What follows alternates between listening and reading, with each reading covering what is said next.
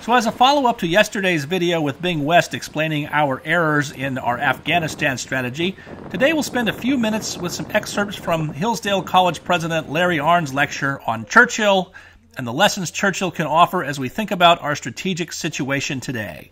Harnessed to the war effort. He says in an essay in 1925 called Shall We All Commit Suicide? And remember, I'm hopeful. And Churchill was hopeful, but that doesn't mean he was ignorant. He says in that essay, mankind has never been in this position before without enjoying wiser guidance nor being improved in virtue.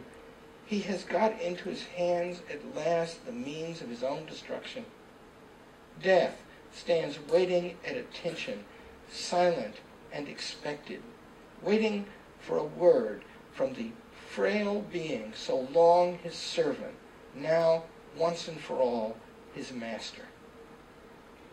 We can kill ourselves, and modern technical democratic society therefore contains the seeds of its own destruction inside itself.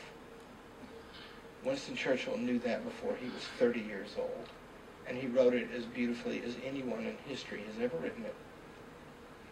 And what is the solution to the problem? There are two. That and that.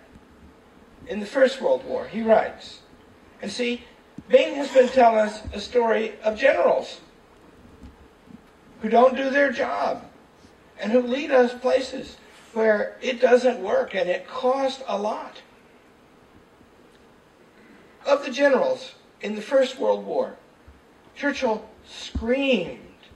He stood up in a cabinet meeting about the trench warfare, and my wife's grandfather was in the Royal Lancashire Fusiliers, and he was never the same man after all three battles of Ypres, because they would lose 10,000 in an hour, and it was nearly hopeless, and they would trade 10,000 young men, like this man, young man Glaucon, all the hope and promise in a human life at its peak, about to burst into its full actuality, and they would spend 10,000 of those for a mile of ground. And Churchill screamed about it. And he stood in a cabinet meeting and he pounded his fist on the table and he said, the brave young men who are dying by the tens of thousands have a cause already. They don't need you for that. What you owe them is a plan. You see? Don't do this anymore. And then he quit the cabinet and he went and joined the young men in the trenches for 2 years. And he writes of these generals, see? Because I want you to know, this is the point that Bing is making touches on the sublime. And it is a necessary condition of the survival of a just and free society that this thing that is absent in our country right now be supplied, or we will lose our Constitution and our freedom. He writes of these generals, he says, in the First World War, he says, battles are won by slaughter and maneuver. The greater the general, the more he contributes in maneuver, and the less he demands in slaughter. The theory which has exalted the battle of wearing down into a foremost position is contradicted by history and would be repulsed by the greatest captains of the past. Nearly all the... So you see, by the way, we're going to go over to Iran or Iraq. We're going to go to Iraq, right? And there's at least 5 or 6 problems in the world as bad as Iraq, or maybe worse. We just had a tour of some of them. And some of them are probably worse. And so what we're going to do is we're going to spend $1 trillion in 5 years and divide the national politics in ways that are being disastrous for our country in order to build a free country in Iraq, we say, right?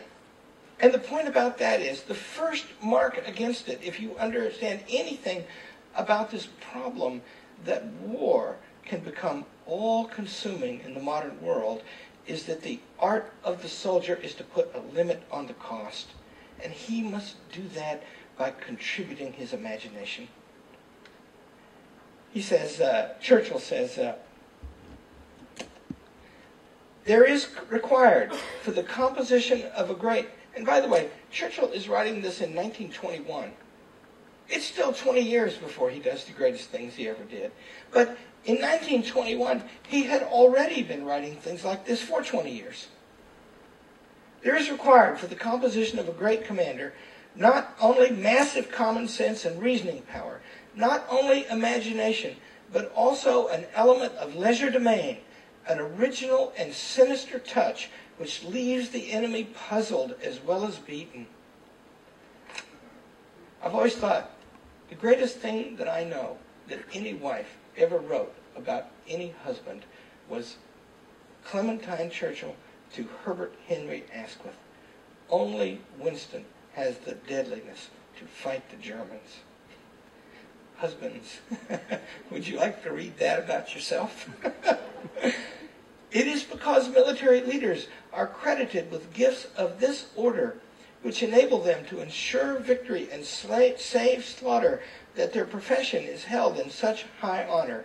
For if their art were nothing more than a dreary process of exchanging lives and counting heads at the end, they would rank much lower in the scale of human esteem. John said Churchill interfered with the generals. Indeed he did. That's why.